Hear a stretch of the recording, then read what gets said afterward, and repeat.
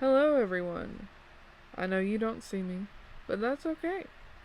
It's more important to hear what I'm saying instead of seeing what I'm saying, if that makes sense. Anyway, we are back today with another daily devotion from the KJV. Now, today is Friday, or as it says in this devotional, Friday, week 30. It is in 2 Corinthians 1:4. So, before I continue, I hope everyone's having a lovely day, a blessed day. I hope God is looking out for each and every one of you. I love you. I may not know you, but I love you. So let's get into it. The verse says, which is 2 Corinthians 1:4, who comforteth us in all our tribulation, that we may be able to comfort them which are in any trouble, by the comfort wherewith we ourselves are comforted of God. Again, 2 Corinthians 1:4. There's 3 bullet points for this one. It says, this is the first bullet point, just so you know.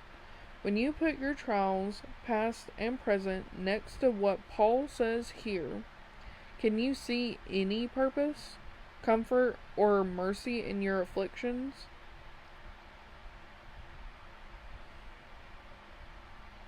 Tribulations, I don't know if you guys know, but tribulations are like trials. As some people will say, trials and tribulations. Meaning, we go through things in life that our emotion, say anger for an example, will cloud your vision to overlook all the blessings from what you go through in life. Instead of being negative about it, you should be more positive about it instead. So like I said, with anger, there is righteous and unrighteous anger, but either way, back to bullet point number 1, it says, when you put your trials, past and present, next to what Paul says here, can you see any purpose, comfort, or mercy in your afflictions? So it's wondering if you can see God in all those situations beyond what you're feeling in the, what you felt in the past or what you're feeling in the present now. So there's that one. Second bullet point, one result of experiencing the comfort of God is that you are able to provide comfort to others in their trials. Enduring trials and experiencing God's comfort should make you more sensitive to the afflictions of those around you. Do you know someone suffering as you once did? How can you help? So if someone's suffering in a way that you suffered, whether it be just an example, just like a breakup or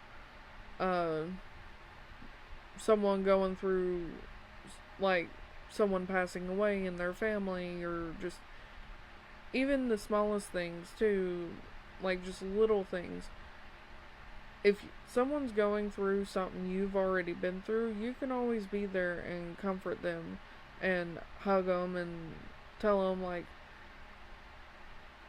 don't be more pushing what happened to you on them. More talk to them and say, hey, yeah, I've been through this before.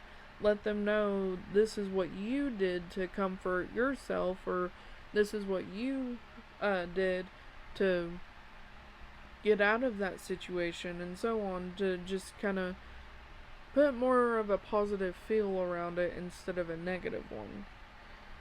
So that's that one. Now the third and final bullet point, it says, Paul defended his travel plans to those in Corinth. The assumptions made against Paul are shocking. Instead of thinking the best, that there would be some legitimate reason to move the apostle to change his plans, Some accused him of being fickle, untrustworthy, and worldly. This should cause us to pause and evaluate how quickly we also assume the worst. Are you more prone to think the worst or the best of others? In this day and age, so on, uh, a lot of the time we associate certain stereotypes to certain people.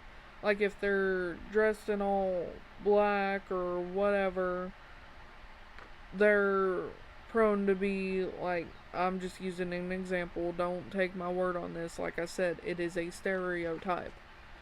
Uh, like if someone's dressed in all black, you're gonna think they're gothic. But in the end, their favorite color could just be black, or that's the only clothes they have, or something. Like, instead of assuming that they're gothic, not necessarily assume, but just stop to think, okay, are they actually? Like, you can ask them if they feel comfortable answering you. Like, be like, hey, is it okay if I ask, but are you gothic? Or if some people are dressed like with baggy pants and oversized t-shirts and so on, you may think they're like a thug or a gangster or something. I'm not saying nothing to judge anyone, just so you know. I am saying different examples. Or, I mean, if you see a girl in a cheerleading outfit, you may think she's preppy because she's a cheerleader. You think she's popular and so on. But we never know what someone is actually, like, who someone actually is until we go up and ask them and see if they would want to talk about it or just be their friend. But like I said, I am not judging anyone, but that's just different stereotypes that we have in this world today that get spread around like wildfire, especially in high school. And high school literally is the worst place to have any assumptions of anyone and so on. And with that, I feel we should just stop with the stereotypes and actually ask people who they are and so on. I know that may have seemed a little confusing because I got a little confused and sidetracked myself, but in the end, don't assume the worst of someone or something. Try to think in the positive light of things, because if you continue to think the worst or the negative part of things or someone or something or just in general, it's not going to be a good lifestyle. I do that on a daily, almost. I've stopped. I've actually gotten better at it. And that's my experience. And I'm trying to tell you guys, it's like, hey, think more positive of things in life instead of looking at the negative. If something happened to you in the past, if you want, journal about it, write it down, be like, okay, this happened to me. What were the negative impacts? What were the positive impacts? And you can evaluate it that way. But try to stay more positive. I'm not saying it's easy. I still struggle with being positive. But when I mean stay more positive, one thing I do is I would look to God. Pray to Him about a situation you're going through.